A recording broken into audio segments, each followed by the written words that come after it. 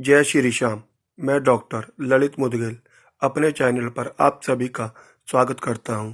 यदि आपने मेरे चैनल को सब्सक्राइब नहीं किया है तो सब्सक्राइब करें और नोटिफिकेशन घंटी को दबाएं, जिससे कि मेरी वीडियो सबसे पहले आप तक पहुंच सके। मेरी वीडियो को लाइक करें, शेयर करें व कमेंट करें। आज मैं आपको खांसी होने की समस्या का समाधान बताता हूं। खांसी स्वयं कोई रोग नहीं है, यह दूसरी बीमारियों के लक्षण है, जैसे सर्दी लगना, निमोनिया, काली खांसी, तपेदिक, दमा या सांस नली में सूजन के कारण यह रोग हुआ करते हैं। खांसी 3 प्रकार की होती है: सूखी खांसी, बलगम वाली खांसी या लगातार चलने वाली खांसी यानी दौरे के रूप में आने वाली खांसी, जिसे हम काली खांसी भी कह देते हैं। सूखी खांसी में बलगम नहीं निकलता, बहुत ही ज़्यादा खांसने से थोड़ा सा बलगम निकलता है, जिस कारण रोगी की छाती में जकड़न महसूस होती है। बलगम वाली खांसी में जरा सा खांसते ही बलगम बाहर आ जाता है, और यदि बलगम बहुत ज़्यादा आए तो श्वास होने और तपेदिक होने की संभावना होती है। दौरे के रूप में आने वाली खांसी कुत्ता खांसी यानी काली खांसी होती है, जो लगातार चलती है। खांसी होने पर रोगी को बार बार गर्म पानी पिलाएं, सर्दी से बचाएं और आराम कराएं।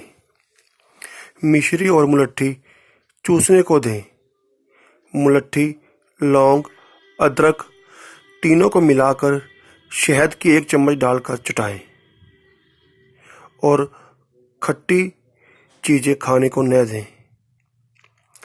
सर्दी का मौसम हो तो रोगी को गन्ना, सिंघाड़ा, मूंगफली, केला या कोई ठंडा पेयजल न दें, और इनमें से कोई भी उपाय कर सकते हैं। पहला उपाय: 1 चम्मच अदरक का रस, 1 चम्मच शहद और चुटकी भर काला नमक डालकर रोगी को दिन में 2-3 बार चटाएं। इससे यह रोग ठीक हो जाता है।